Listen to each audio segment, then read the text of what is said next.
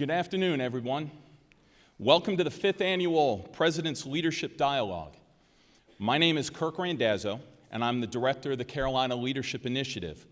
And the dialogue that you're about to hear today is part of the vision articulated by Dr. Harris Pastides, President of the University of South Carolina. And it's designed to bring together members of the university and the greater community to discuss and reflect on issues of leadership, civil discourse, and civic engagement. Before we bring up our guest speaker, let me first acknowledge some individuals who have been important partners for this event. Coach Ray Tanner, USC Athletics Director, and his staff, the Office of Special Events and its Director, Pam Bowman, the Division of Communications and Assistant Director for Public Relations, Peggy Bennett. And also let me offer a special thank you to Dr. Helen Derpinghaus, now serving as Deputy Provost, without whom none of this would have happened. If you look at the mission statement for the Carolina Leadership Initiative, it declares that, quote, effective leadership is necessary across society and that any individual can promote positive change. Our guest speaker today certainly exemplifies this statement. Dr. Mark Emmert became the 5th president of the NCAA in 2010.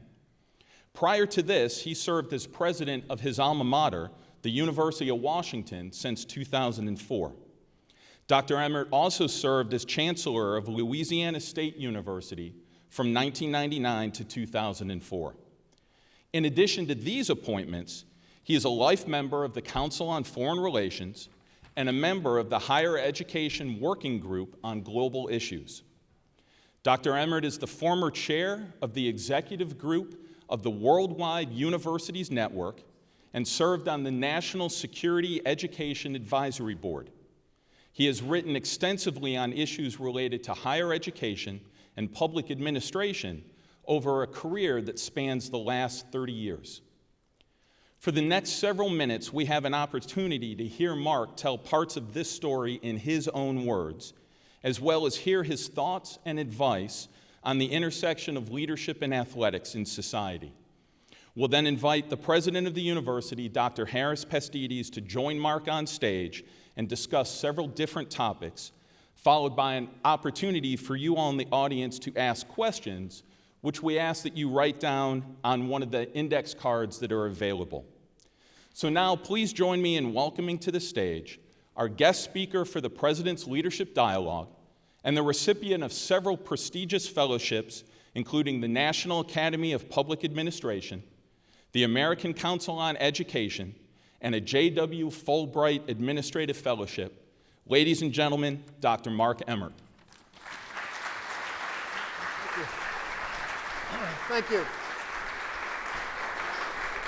And thank you, Kirk, very much for the nice introduction. It's great to be with all of you this afternoon.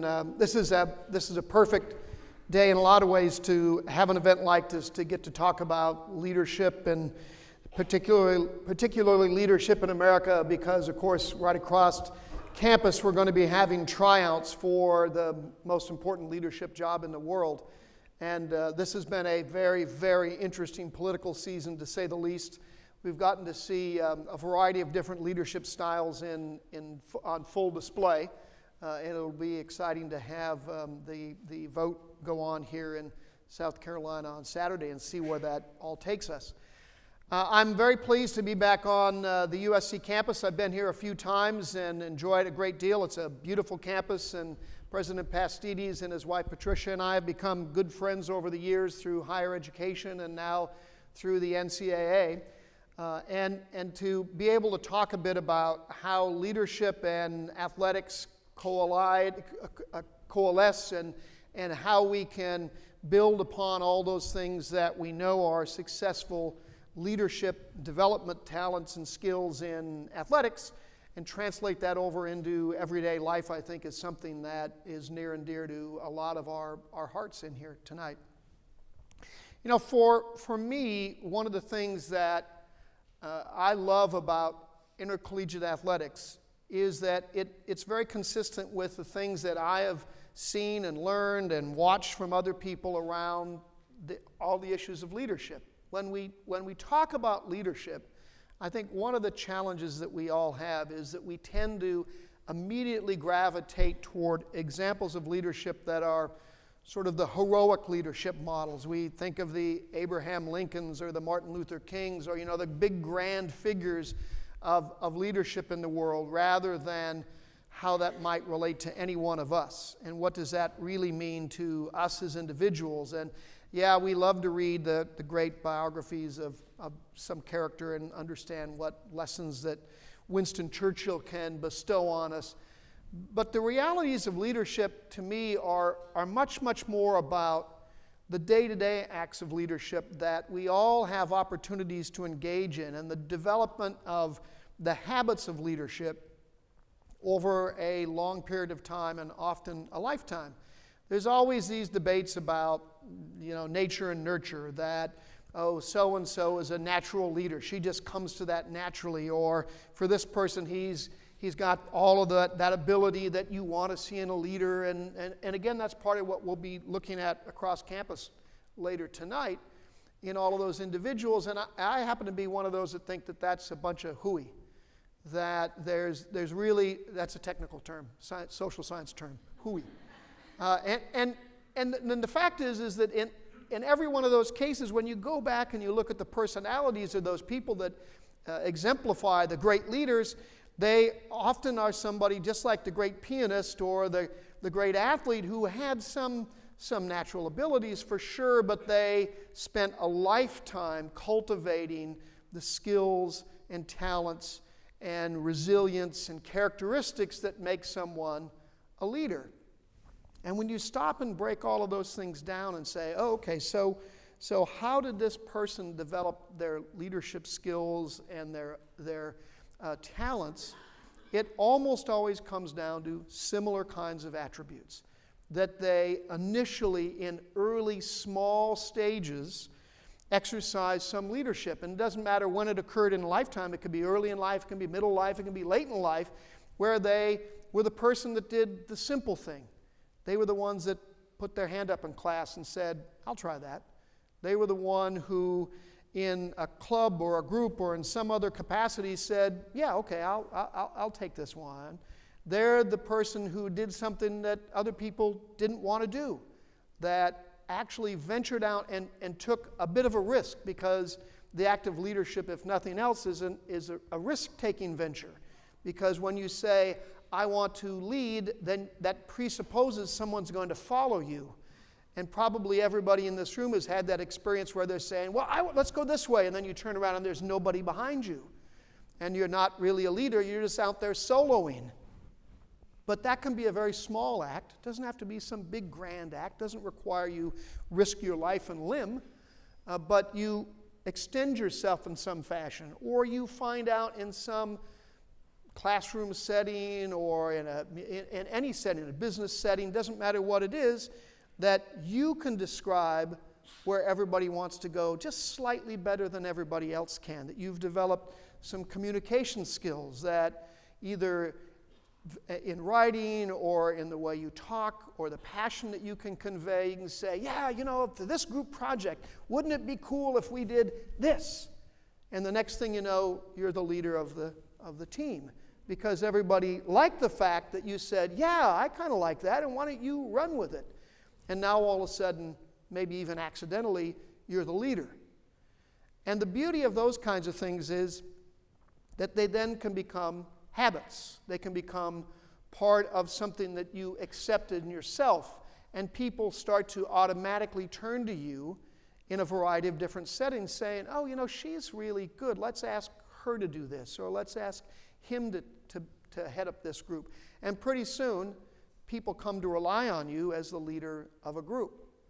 Now, the beauty of sport and leadership is that I think increasingly in society today, we make it a little harder for people to experience some of the things that you have to have in leadership and to develop your leadership skills, like losing. And we don't like that for the most part.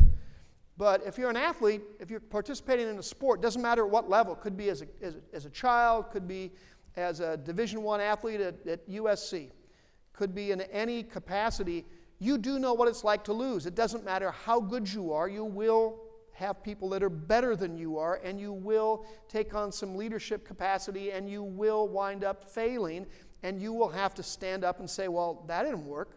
Maybe we need to try something else. And you start to develop resilience. You start to become self-analytical about, well, what am I doing that's helping or not, or hurting?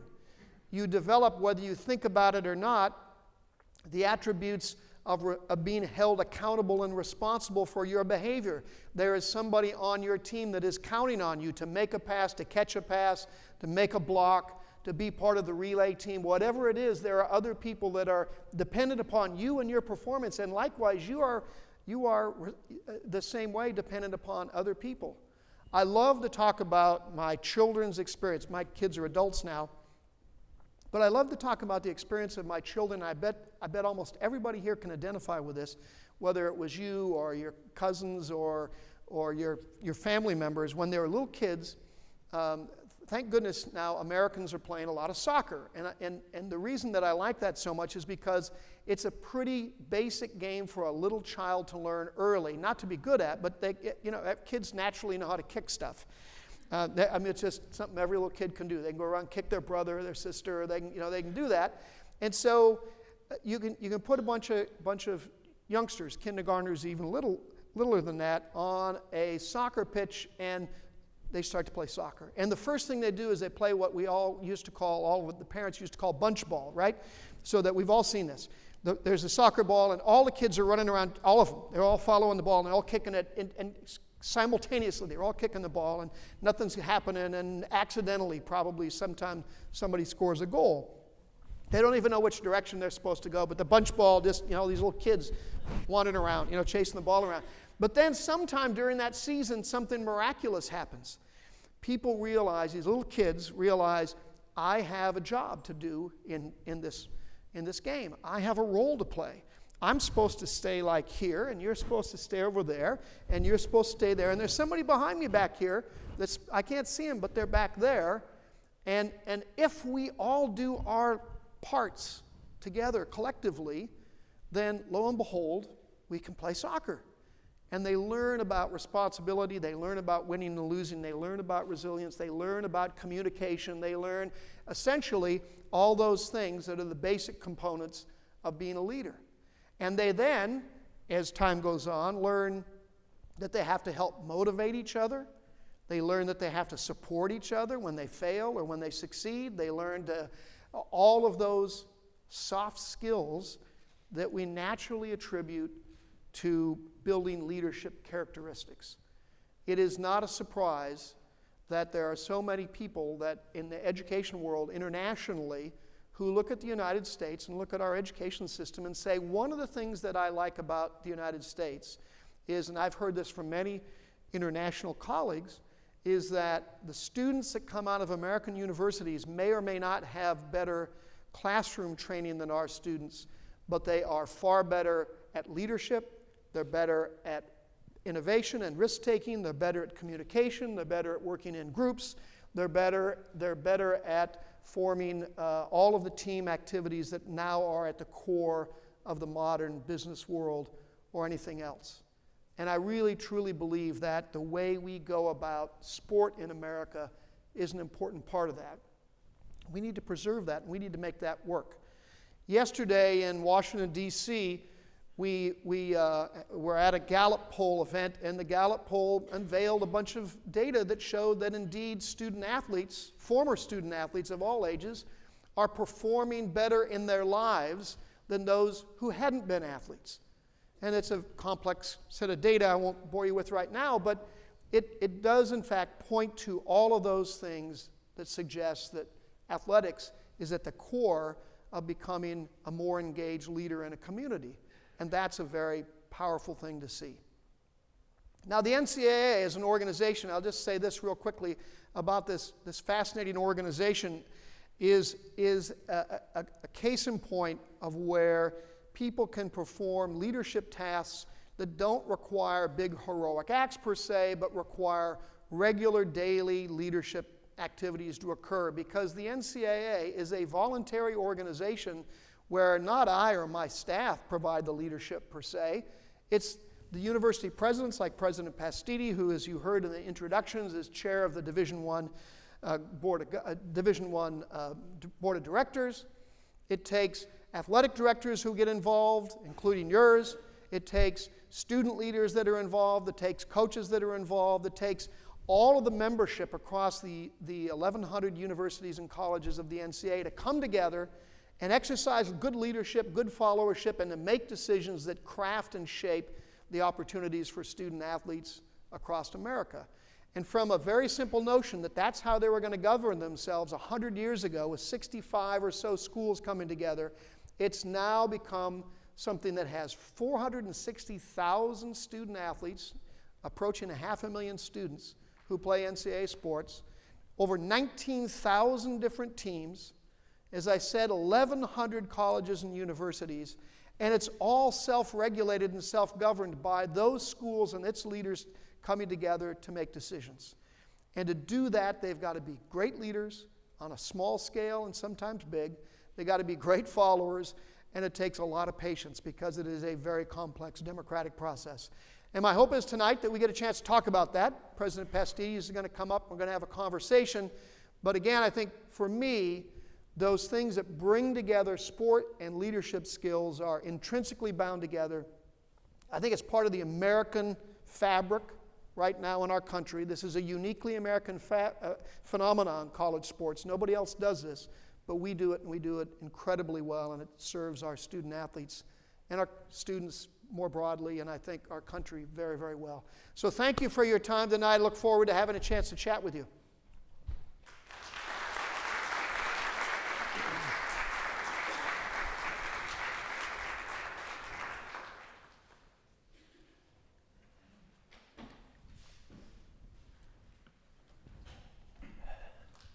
Thank you, Mark. Appreciate those comments.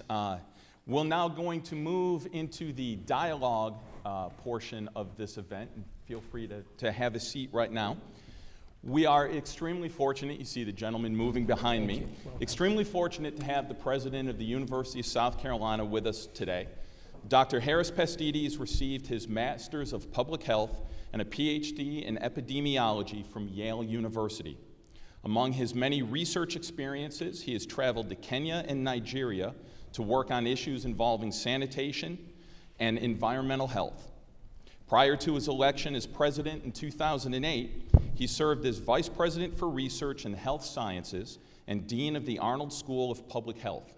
And before joining our university's faculty, Dr. Pastides was professor of epidemiology and chair of the Department of Biostatistics and Epidemiology at the University of Massachusetts at Amherst. Since his election as USC's 28th president, Dr. Pastides has been a tremendous advocate for students and their engagement beyond the classroom through service learning, international experiences, and leadership. And additionally, in January 2015, he was selected to serve as the chair of the NCAA's Division I Board of Directors, where his leadership has joined with Dr. Emmerts to move that organization forward and address the current challenges facing college athletics. So please help me welcome the president of the University of South Carolina, Dr. Harris Pastides. Well, thank you, Kirk, and good afternoon, everyone. Thank you, Kirk, for reminding me that I did work in sanitation in my past. That's a perfect preparation, Mark, for being a college president, maybe. It's not a bad start. You know, I wish I had been a parking attendant as well and really could have knocked off one of our big problems here at USC, but we're delighted to have you here, really. Thank you for your remarks. What a time it is in the United States in so many different ways, and let me start off by thanking you for your comment that individuals aren't endowed with leadership. It's not part of their DNA necessarily. It's not part of who their parents were necessarily.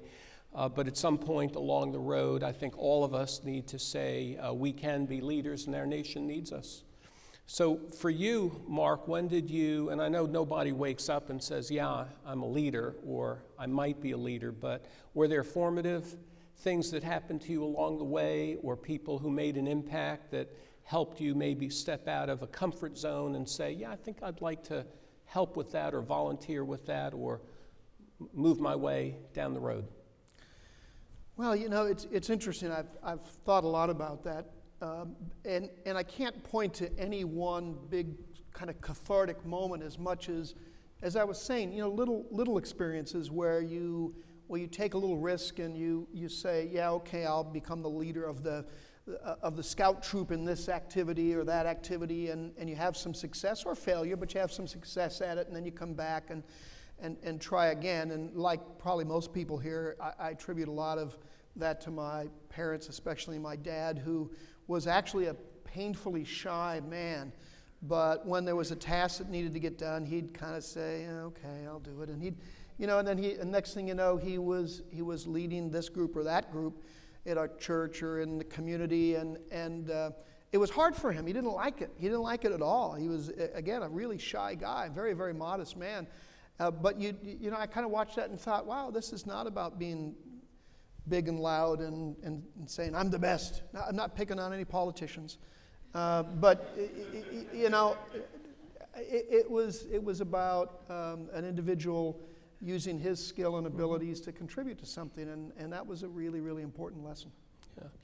You know, for me, I think back on being a faculty member, and I was having lunch with my dean one day at a different university, and I was just commenting that, our department chair seemed to be kind of just, maybe a little bored, maybe had done it for a little bit too long, and, I knew the department could take on more and could be more productive, and he looked at me and he said, I agree totally with you, and I think you need to do it.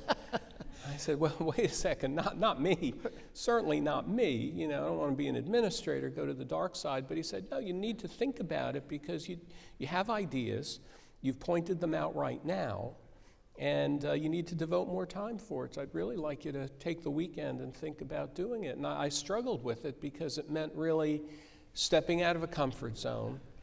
And it was peer leadership, by the way. He wasn't asking me to become the boss of the faculty, but really be a peer leader and put things together. And I kind of fretted over it and then said I would try it. And I think, a lesson there is being open to opportunity. We live in a land of opportunity, and rather than assuming you can't do something, it's important, I think, to have that spirit of service and say, yeah, maybe I'll try it. What's the worst that can happen after all?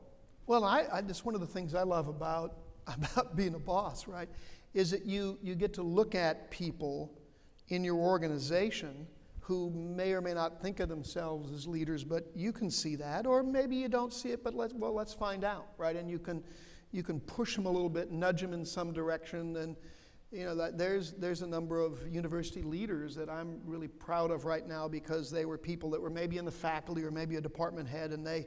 For those of you that aren't in universities, to move from a faculty role to an administrative role is to move to the dark side, and it's a shocking thing to do, right? It's like this deep, awful fall from grace, and you're afraid no one will ever speak to you again, which is true sometimes.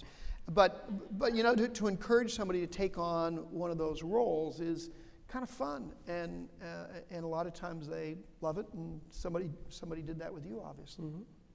Let me ask you about diversity and inclusion. I'm so happy to be a member of your board. I love going to Indianapolis, and I see the great team you've amassed, and there's a lot of diversity there. So why is diversity important beyond quotas, beyond people telling you should do it? Why is it important? Why is it important for an institution to have a diverse group of leaders?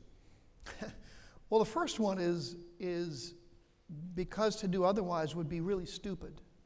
And by that I simply mean, there's X amount of people around, and to think for a moment that, well, there's only a very small portion of these that I'm going to draw talent and strength from is absurd. I mean, when you think back not that long ago, where there were, if you look at the role of women in society, look at the role of women in sports, right? So in our lifetime, because we're old codgers, right? Yep. Women didn't have opportunities to participate in college sport. And you think about that today now and think, well, how dumb was that?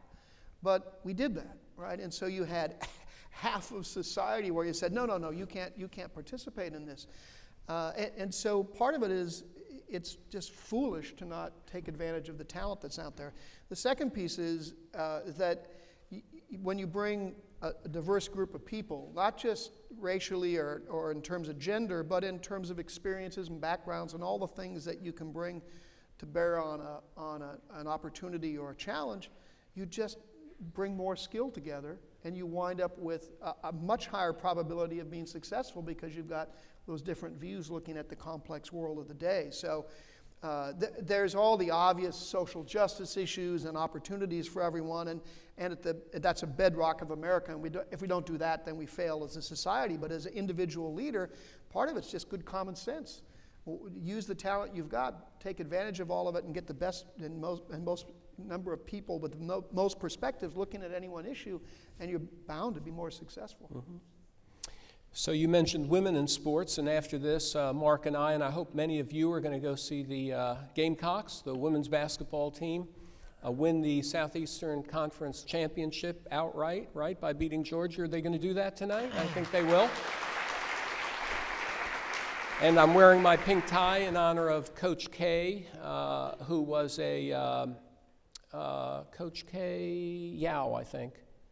North Carolina State coach a number of years ago who passed away with breast cancer. And of course, our own associate head coach, Nikki McCrae, is a breast cancer survivor, doing great. You'll see her out there tonight. And women's basketball, and in general, I would say women's sports, have taken this university by storm, absolutely. And it's a beautiful thing to see. But let me ask you actually a technical question about how the decision was made, if you know, I assume you know, to go from 2 halves to 4 quarters in women's basketball. If you know the answer to that, I promise I didn't plant that ahead of time. And if you don't know, maybe to give the people an understanding of how decisions like that are made, because I'm sure they believe you make them all alone. Yeah, right. So there's each sport, for those of you that don't follow this, each sport has its own governing committee, a committee that establishes the rules for that particular sport. There's an oversight committee. It's a complex structure, but again, back to small leadership, that group of women's basketball oversight group sat down and they started talking about what are the things that we can do that will improve the nature of the game of women's basketball. And one of the things that they decided, somebody exercised a little leadership and said, we need to go to quarters. I have no idea who that person was, but they obviously carried the day inside the committee, and voila, we have 4 quarters. That's as much as I know about it right there. And let's talk a little bit more, if you will, about student-athlete well-being. And I was happy to hear about the Gallup poll, and we want to learn a lot more about that, certainly. But there's great concern about injuries, of course, and a movie out there called Concussion, and we've already invoked rules that I think are extremely helpful relative to safety and player well-being in all of the contact sports, really. But you appointed for the first time a chief medical officer at the NCAA, Dr. Brian Hainline. Maybe you could talk a little bit about what he's up to. Yeah, so when I started in the NCAA presidency, I, as you just heard, created this job of chief medical officer and brought in a wonderful physician from NYU, and he'd been chief medical officer of U.S. Tennis Association, and then also had been working in boxing. He's a neurologist that understands and spends a lot of time on concussion and brain-related issues. But more importantly, another great example of leadership. He quickly grasped, in fact, he pitched this image when I was interviewing him, that what we needed to do is capture the great intellectual strength of all of our universities. So almost all the research, almost all of the great research universities in America also have NCAA athletic teams, and the great medical research that's going on is being done at those schools. And so we, the NCAA, shouldn't be involved in that work, but we can sure bring all those people together. So Brian has been doing a spectacular job of identifying critical issues, let's say concussions, and then saying, all right, who out there knows about and has been doing research around concussion, and then he projects on an image of where we could be and what we could understand if everybody worked together, and then the next thing you know, we've got the advantage of the best thinking and the best research being done, and we've launched a bunch of new research projects collaboratively, and it's really moving nicely. So concussions, cardiac issues, because we sadly have not many, but a few, and a few is too many, sudden cardiac deaths in college sports every year, and it's not well understood. How do we prevent it? How do we work on that? He's identified and is working very aggressively on mental health issues, because mental health issues are a huge challenge across society in general, but on college campuses and among athletes in particular, because of the stress and strain that they're all living under these days. So he's working on that. That could give you a whole laundry list, but it's an approach that I really love, because it's the quintessential collaborative approach that we need in higher ed, and he's exercising this really nice quiet leadership to get all these people together and deal with all the egos and then produce really terrific outcomes for our students. Yeah, and you would think that student athletes would be among the healthier parts of our community. I believe they are at the USC campus, but I mean, not only because they work out, but because hopefully they're learning about nutrition and other aspects of sleep and taking care of themselves. And so we've had a lot of reform in student athlete well-being. People have heard about full cost of attendance. We're in a period of, I think, addressing those needs. But one of the best things I think we've done together with many other people is to listen to students more. We have on our Division I board a student athlete from New Mexico, Kendall Spencer is his name, and he's not just the guy at the end of the table. He is a fully fledged, participating, and one of the most important, and I would say influential members of our board. Yeah, he's right in the mix of any of the complex debates, and it's great to see. And one of the things that Harris and others, and Harris was a very outspoken voice on this, has done on all of these various committees, and the NCAA is I can't even add up the total number of committees, but it's well over 100 and some committees across all these different sports and divisions. They brought students into the mix in each of these, and for the important decision-making bodies, now students are voting members, so they're not just there. They've always been there in one way or another, but now they're there, they vote, and it's been great fun to watch your fellow presidents and ADs and commissioners all of a sudden get called up short by a student who says, no, I don't think that's right, with all and very respectfully, but always saying, no, here's what I think, and they're being attended to as much as any voice in the room. It's great. Yeah. It's great stuff. It's fun to see.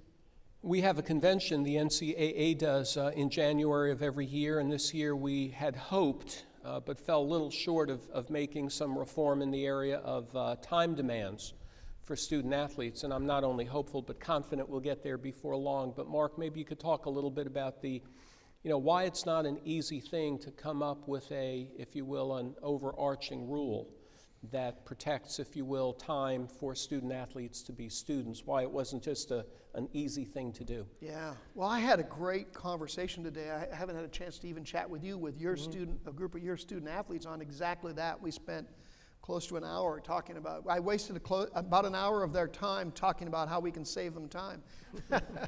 That was a great conversation. They educated me a lot about the issues and concerns that they have. And there's a number of proposals that are floating around out there that came to the floor in January that on the face of it seem really straightforward. So one of the proposals was, let's make sure that there's a 2-week dead period at the end of each season where students don't have to do anything around their sport, and in fact, well, let's just lock them out of the gym. Let's just make them have rest and recovery.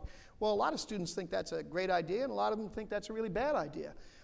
If you're in some sports like track and field, you're moving from one season to another, and they don't like that. A lot of students don't want to not be working out aggressively throughout that period because they don't want to get a step slower. They want to keep their skills and abilities up. There's a lot of arguments from the students themselves about, why that may or may not work.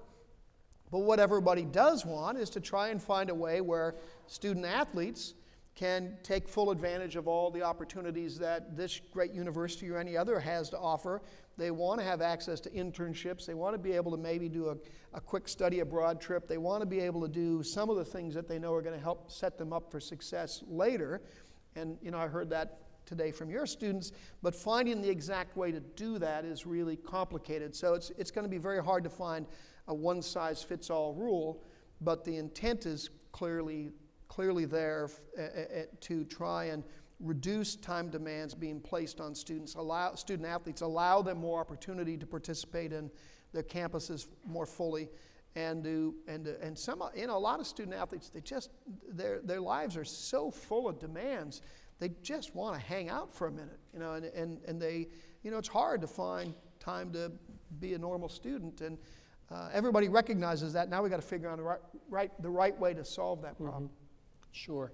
Well, let me go back to a personal question about you. Everybody knows you have a hard job, a complex job, and you face, like we all do, of course, adversity. But how do you deal at a personal level as a leader with adversity and with people who don't always approve of your best and brightest idea? What do you do when we don't see you, whether it's with your family or with friends? But how do you kind of wake up in the morning and say, let's go out and do it again?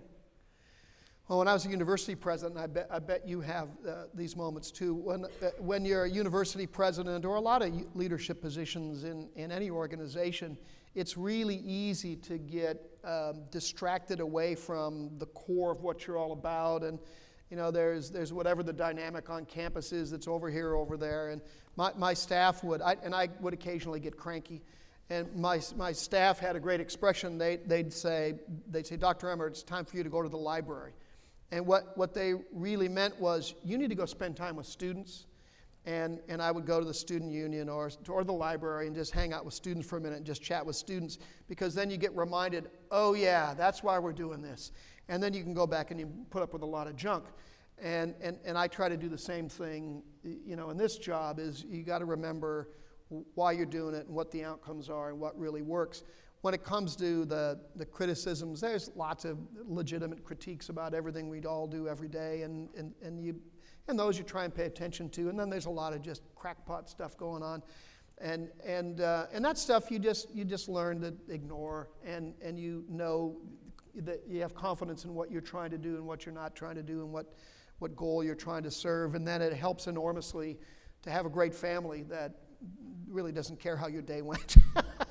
Because they want to talk about whatever's going on in the family, and it's infinitely more important. And it's just a matter of, I think, being grounded in the things that you know and believe, and then you slog through the stuff that's tough.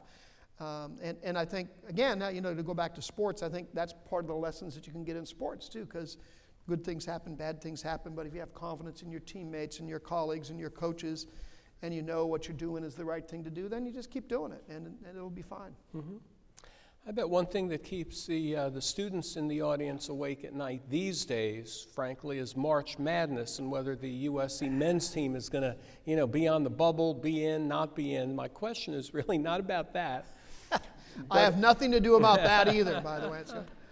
But about March Madness. So, Mark, what is it? I mean, there's a national, preoccupation. Let's call it what it is. President Obama fills out his bracket. He'll probably know if he'll do it on TV or not. So two questions. He's doing it on TV yeah. again. So talk to us a little bit about March Madness, and then do you have a bracket? Do you have a secret bracket? Oh, absolutely. My wife and I always fill one out, and she almost always beats me. So I think, and I'd love when we get to Q&A to hear from some of you, but I think the men's basketball tournament and the women's basketball tournament have become iconic events in American society, and increasingly internationally too, by the way. It's fascinating to watch because of the beauty of basketball being that a small school that nobody's ever heard of can get in and beat a team, and all of a sudden people get excited about them. And to watch a couple of years ago, Florida Gulf Coast, which let's be honest, most people didn't know existed, right, outside of the region.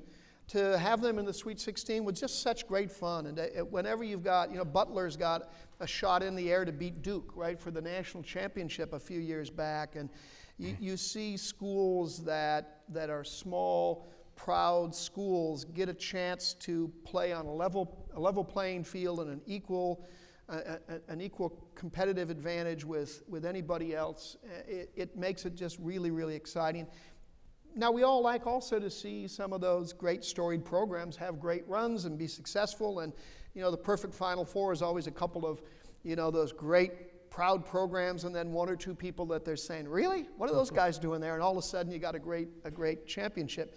So there's just nothing like it in sport. Mm-hmm. There's no other sport that I know of where the championship can get that kind of excitement of unpredictability, and everybody can track it over that 2-week period. And I love to joke that my goal is to have American productivity fall in half during March Madness. And I think we're getting pretty close to that, because kind of the whole world stops. People who don't know anything about basketball, they still stop and watch those games and pay attention. It's just great fun. So we play the Final Four basically in a football stadium, I think this year in Houston, in a stadium owned by our alumnus, Bob McNair. And I asked you earlier today, and you gave a perfectly good reason, but why do we do that? Why don't we play in a basketball facility? Well, it's because there's just so much interest and demand in attending the games, and the association started playing in indoor football arenas, I don't know, maybe 10 years ago, something like that. I don't remember when we did it first. And it was wildly successful, and we were able to get 70,000 people access to the game instead of 18,000 or 15,000. And it works really well for students, because we're able to fill the the end zones, basically the baselines with students. And we started a rotational system now with students, and that allows us to get even more in for those games. So now to go back to a 15,000 basketball arena, which would be really great for the handful of people that were willing and able to pay $10,000 or whatever those tickets would be scalped for. To get in there, it'd be a terrific experience, but it would also create a riot for the 50,000 who couldn't get in. So it's great fun, and it's very exciting, and it'd be really terrific to have the Gamecocks in there. That'd be. And you can quote that. Yeah. Talk a little bit about today relative to where we've been down the road. How are people consuming sports? It used to be basically TV, or you'd wake up and read the newspaper about what happened last night. Yeah. What's going on with that? Oh, it's getting upended in fascinating and exciting ways, actually. So I see, there's a lot of students in the audience. You all consume media in completely different ways than your parents did and do, continue to. And the youngsters beneath you, the 13, 15, 16-year-olds right now, we do some work with them and see how they consume media and follow sports, and it's completely different. So everything's moving, of course, onto the web and online. Everything's being streamed.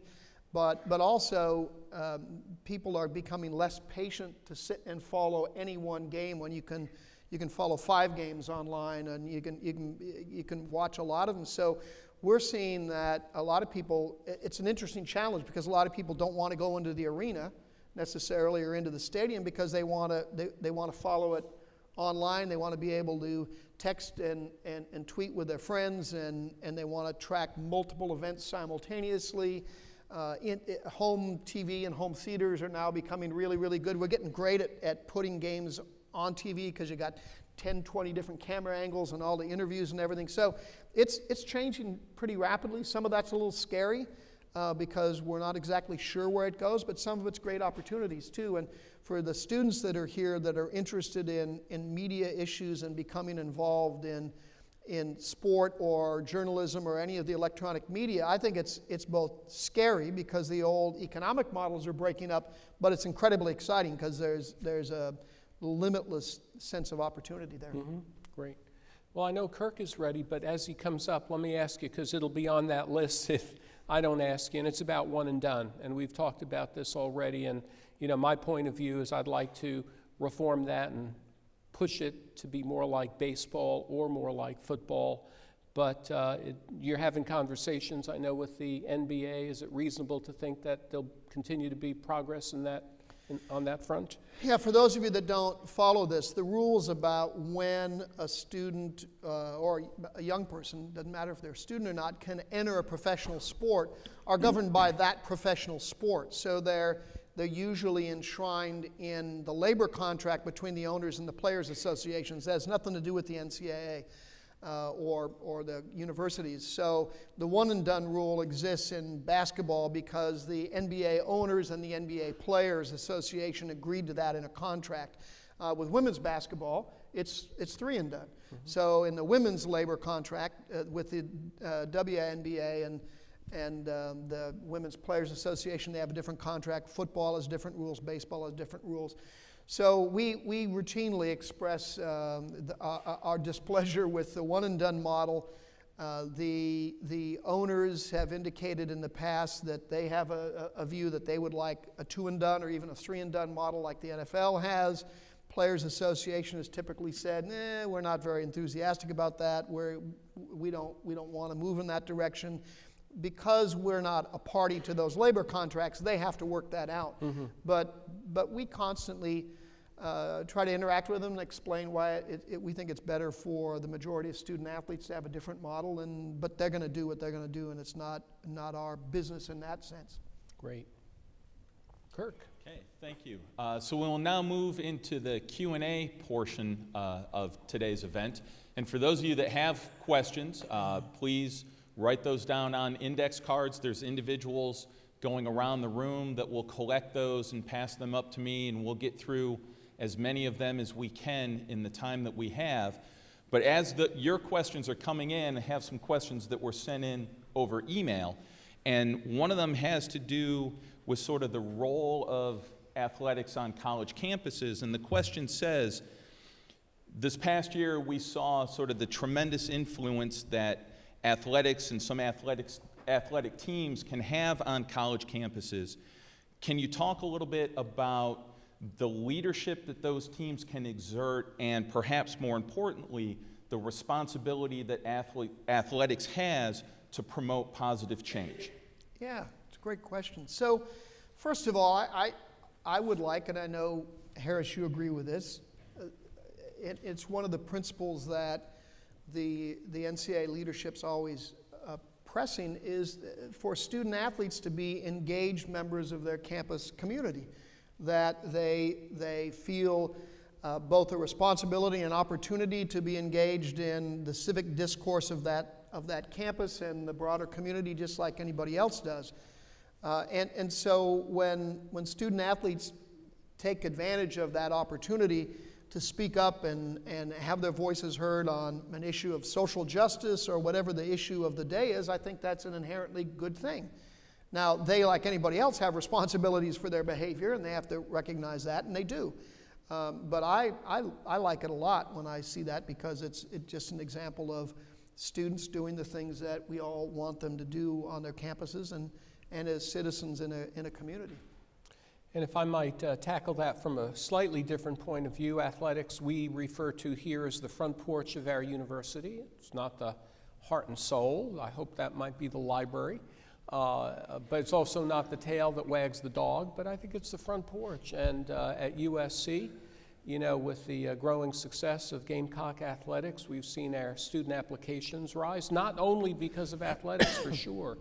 We concluded a $1 billion capital campaign, not only because of athletics to be sure, but when it's working well, that is the model of American higher education that I think is not yet duplicated. And I know in Europe and England in particular, they're moving in that direction. So when it's all working well, it's a front porch, and it's not opposed to the academic mission, the more important academic mission, but it serves to make a better university. Okay, so, a second question focuses a little bit more on the board of directors, and asks if you could, both of you, talk about some of the major challenges that the board of directors is confronting right now, and probably more for Dr. Emmert, if you could talk a little bit about what it's like to interact with a bunch of university presidents, recognizing the person you have sitting to your right. Yeah, so I'll start with that one if I might, Harris. So when I decided to take this position, my wife said, "So I don't understand. Who's your boss?" And I said, "Well, it's a board, just like here at the university." And she said, "Well, who's on the board?" And I said, "Well, a group of university presidents." And she started laughing and said, "Oh, that would be Justice." And You know, it's both interesting and challenging to have university presidents as your boss because, one, I know their job and I know what they do on a day-to-day basis, and I have a great appreciation for them and have known a lot of them for a long time. On the other hand, you know, the board is a group of men and women who have extraordinarily demanding day jobs, and their ability to devote time and attention to anything else is limited. So we work hard to try to keep them focused on the things that really need to get done and minimize the downtime that they have and get as much, frankly, productivity out of them as we possibly can. That's a challenge because university presidents, I know you won't disagree profoundly with this, do like to debate and discuss things. And so, you know, I haven't met one that doesn't have a lot of strong opinions. So we work hard to keep everybody, you know, heading down the same path. The important issue, though, important point to make is that they are the ones who are the decision makers on this stuff. We can frame it, we can help offer proposals and ideas and suggestions and my opinions, which I'm plenty free with also. But at the end of the day, it's the board, mostly presidents, student athletes, and athletic director, and some others that are on there. But they're the ones that actually make up their minds.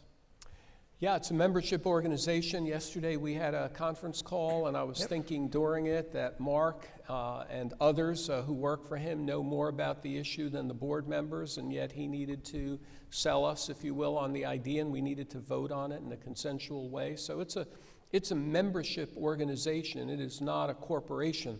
You know, it's a membership organization, and I always tell people, if you don't like the way things are being done, look in the mirror, because really it belongs to the universities. The big issue is part of that question. Lots of really interesting legal challenges, lots of interesting issues about the economics of college sport, because there's huge variation now within Division I only, let's say, between the so-called haves and have-nots and how that works. But the most important things are the biggest challenge is trying to keep everybody focused on the really important issues, and those are essentially threefold. One is making sure that college sports serves as the integral partner in education for advancing the lives of the young men and women who play the games, allowing them to play their sport at the highest level and get an education at the highest level and take advantage of what's there. Secondly, doing that in a way, all of that in a way that's fair to students, that this is a partnership between students and their university, and that it's working to provide them what they need to be successful, and it has essential fairness to it. And then thirdly, with increasing importance, the health and well-being of the students who play the games. What can we do in our rules and policies and practices to make sure that we're stewarding and in fact improving the well-being of all of the students who play the games? There's 1,000 things that flow from that, but keeping everybody focused on those three things when you got all this other stuff swirling around is a great big challenge. So a couple of individuals asked a similar question to sort of follow up on your comments involving time and balance among student athletes. And the questions are essentially like this. Given this balance between academics and athletics, what advice do you have for students, possibly even for coaches, in terms of the time and the demand spent on the athletic side, especially since coaches' job security is determined based on success of the team versus the success of the athlete as a student and their academic responsibilities? Yeah, I think that's the crux of the challenge, right? And similarly then also a lot of student athletes, there's doubtlessly some here as I look out there, are, especially at a place like this, you're all very competitive lot, right? And want to keep your starting position and want to be successful and want to be a little bit faster and a little bit stronger. And, you know, there's, I think, first of all, a point of diminishing returns just on the athletic side, where putting in that next hour doesn't give you that full margin of of improvement, and we need to make sure that we're striking the right balance between rest and recovery, just on athletics, just talking about athletics, rest and recovery, and investing time that's going to make you a better athlete and a better teammate and stronger and all that, rather than burned out and tired and sore. And we wind up, and this is not a uniquely American trait, but we do it a lot. We wind up sleep deprived. We wind up in all of our roles, we wind up not necessarily being the best at what we do because we think just another hour and I'll be better at it, and that's just not the case often. And we need to focus more on that and get coaches to understand that too, that a well-rested, well-motivated, happy, healthy team is better than one that's stressed out, burned out, and sore constantly. But at the crux of it, we've also got to, and this is a big challenge, we've got to find, it's a hard challenge, complicated issue, got to find ways to make sure that our coaches as well as everybody understand that this is about developing young men and women.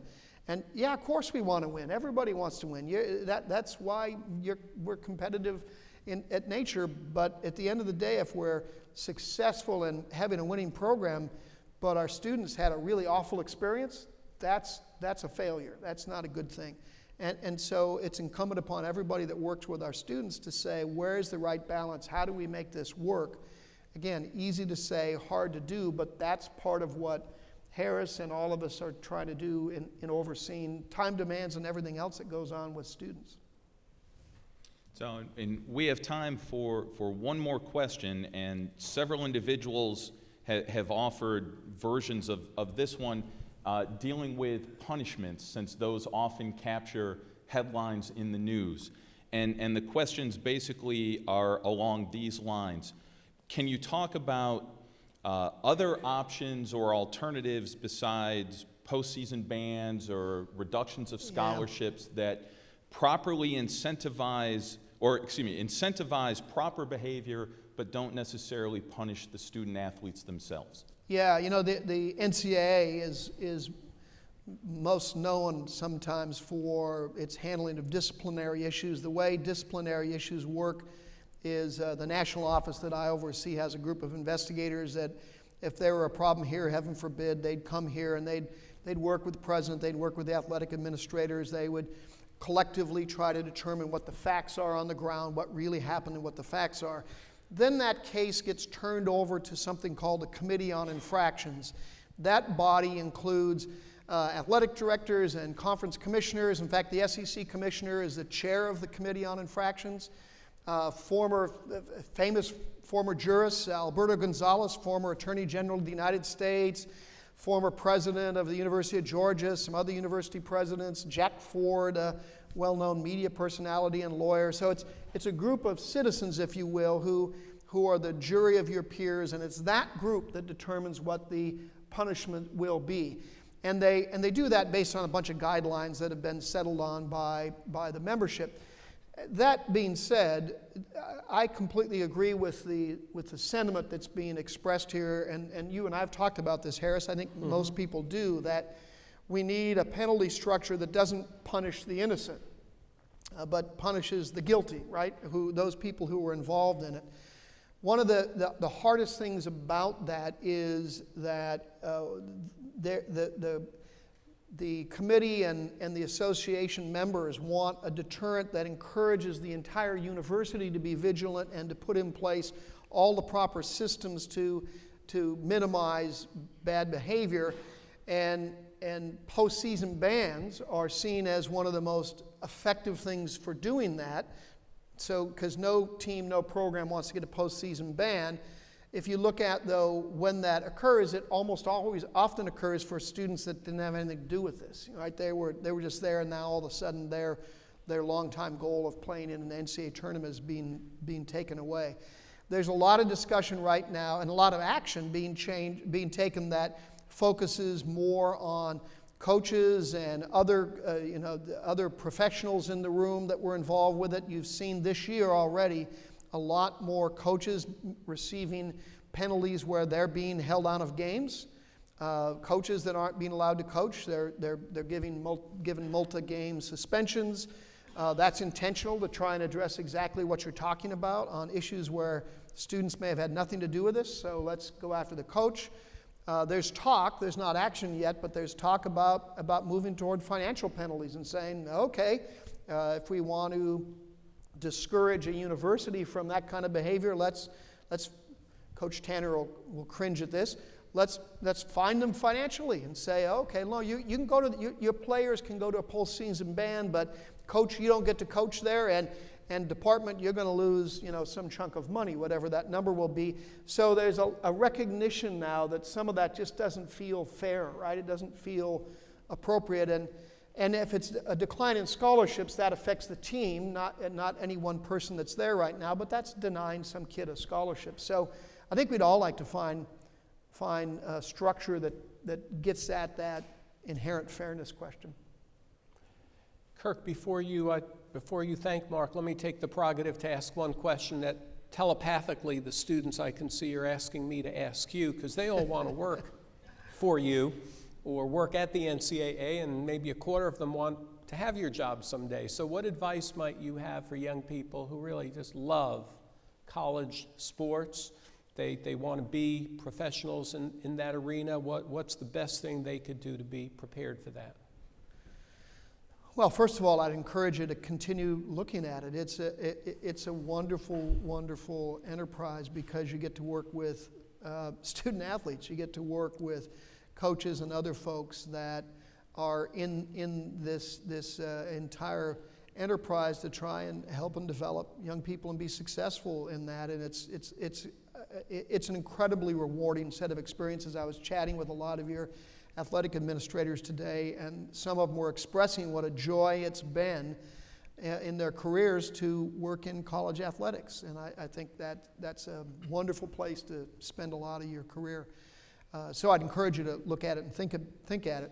I would, first of all, as a student, to do all the things that you'd want to do no matter what. So if you're a student athlete, continue to be as successful at that as you want to be and know how to be.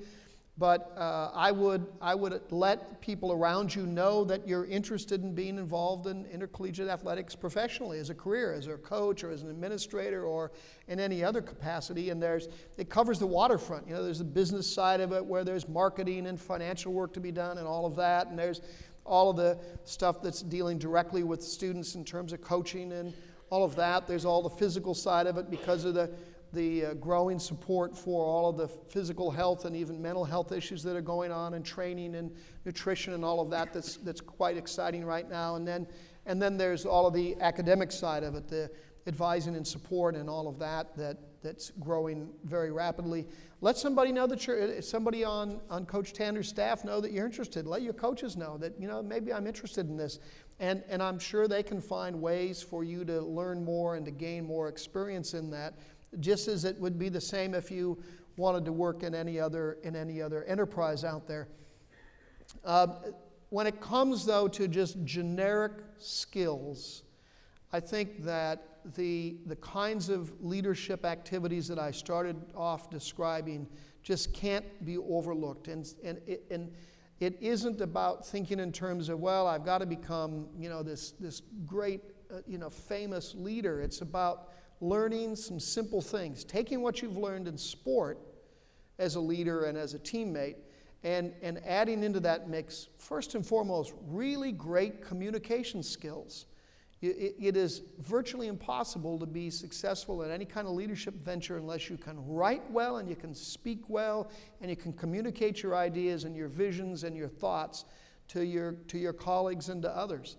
Second of all, I think it's critical that you take the notions of leadership and resilience that you demonstrate every day in your sport and apply them to other parts of your life, so that you are that person, and you can do it in the classroom. You can do it.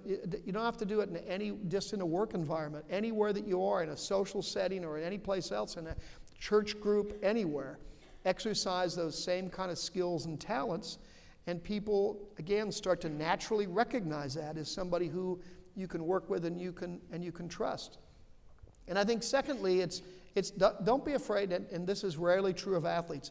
Don't be afraid to speak up and speak your mind and express your views and opinions and The students that I met with, I'm sorry, I can't see if any of them are here in the room. I had a spectacular conversation with some of your classmates because they were very confident in their opinions and their views, and that's a joy to be a part of, and be willing to do that on a regular basis, and you'll find yourself well positioned to move forward. Lastly, when you graduate, we run an internship, a postgraduate internship program at the NCA. It's incredibly competitive. We get a couple thousand applications for like 30 slots, but it is a spectacular experience. We'd love to have a USC graduate doing that up in Indianapolis. It's not as cold as you think. It's okay.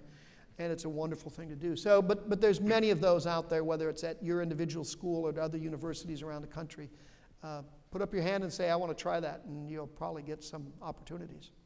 And would you agree that voting is also a good example of someone's readiness to be a leader? Voting? Voting.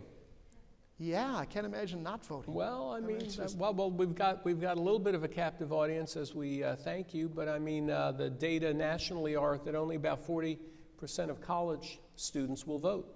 I have always been baffled by that. Now, I was a political science major in college and wound up becoming a professor working in public policy world. So in every college town, if the college students in every college town voted, they'd run the bloody place because there's so many of you, right? I mean, it's literally true. If all the students ever really got together and decided, they'd be in charge of the community.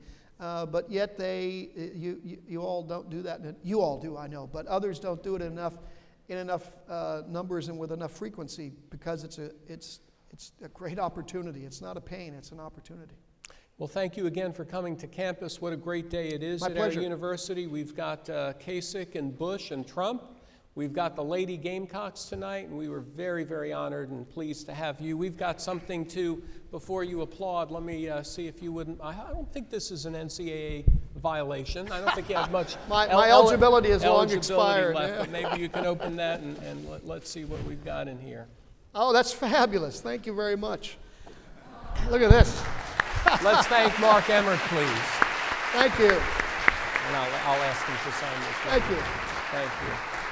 I'll wear it with pride, but not in front of my LSU fans, if you don't mind. But that's Once great. again, let's Thank you thank so much. President Mark Emmert. Thank you. Thank you, Mark. Well, enjoy the events across town and the Lady Gamecocks. Indeed. Yeah. Indeed. Thank you. Thank you. Good night, everyone.